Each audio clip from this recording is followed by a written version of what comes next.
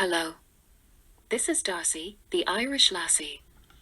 I will be reading excerpts from the epic novel Tares Among the Wheat by H. Melvin James. While I read, Mr. James will be illustrating the scene with pencil drawings.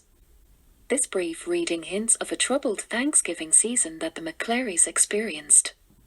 Tares Among the Wheat, Volume 2, Chapter 11, Homecoming. In the autumn of 1949, Hank received notice to report to Oklahoma City for testing and physical examination, pending military draft. He was found unquestionably sound and fit to be war fodder.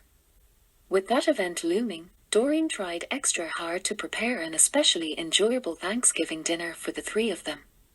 Despite Doreen's heart-devoted efforts, the meal and the mood were disappointing. The weather was dreary, the budget was meager, the house was closed in, dark, and cold, and she overcooked the modest main dish of chicken. Doreen tried to encourage pleasant dinner conversation, and Hank tried to reciprocate, and to draw Lex into the talk. Invariably, however, an odd, vulgar, or mean comment by Lex, or a cold shrug, doused each offered topic, like pissing on a campfire before the kindling catches. As Christmas time neared, wanting of promise, Doreen could no longer ignore her despair or pretend good times might soon return. She was on the verge of another winter of struggling to maintain a meager household budget and making decisions among keeping the house from freezing and keeping food on the table. One mundane morning following Thanksgiving, Doreen took a blanket under her arm and ventured into the mansion's chilly study. Venturing away from the gloomy core of the closed-off house and entering any of the grand exterior rooms was uplifting for Doreen. Sometimes, even when the upstairs was freezing cold, Doreen would go there just to get a change of scenery and a chance to trigger memories of happier times, romantic times, and times when she was a young woman, strong and optimistic. But she had to be careful where she allowed her memories to take her, for much of her past remained torturous to recall.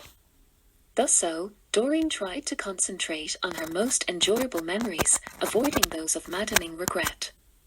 Hank was in the barn that December morning, doing chores, cleaning the horse's stall. And, as he had told Doreen of his plans, repairing and oiling the leather tack and fixing broken or dull tools. Lex had driven away in the old black Ford sedan, one of son Elia's two run-down automobiles. The flash of flickering sunlight was sudden with an opening in the overcast clouds. Doreen caught the glimmer from the corner of her eye. Something foreign was approaching son Elia's courtyard. Turning to look straight on, she toyed with the notion of a gallant knight in flashing armor galloping boldly and ostentatiously into her castle courtyard to rescue her, a helpless maiden locked in a dismal prison. She imagined herself so, as much realistically as whimsically. Indeed, she felt helpless and trapped. As soon as Lex left for town that morning, Doreen had taken a blanket and a cup of coffee into the study. She had been there for almost 2 hours, dozing, thinking, remembering, and crying, before the sun broke out of clouds and glistened through the huge window with blinding brilliance. It seemed an omen, an act of God, something to cheer her. It was in that burst of light that the shiny, bodacious red car charged into the courtyard. The real object was no less thrilling than her first perception and imagery. It appeared as might a fanciful knight, mounted on his steed, both man and horse shrouded in shiny red armor. I have been reading from Tares Among the Wheat by H. Melvin James. Both volumes are available from any major online bookseller, worldwide. Since this is Thanksgiving week, it is time to order your special gifts for Christmas and Hanukkah, or any upcoming birthdays or anniversaries. The 2 volumes make an especially thoughtful gift for him or her from age 17 to 117. Mr. H. Melvin James asked me to wish you, and those you love, many blessings as reasons to be thankful, whether or not you celebrate a Thanksgiving holiday as they do in the United States and Canada. Thank you,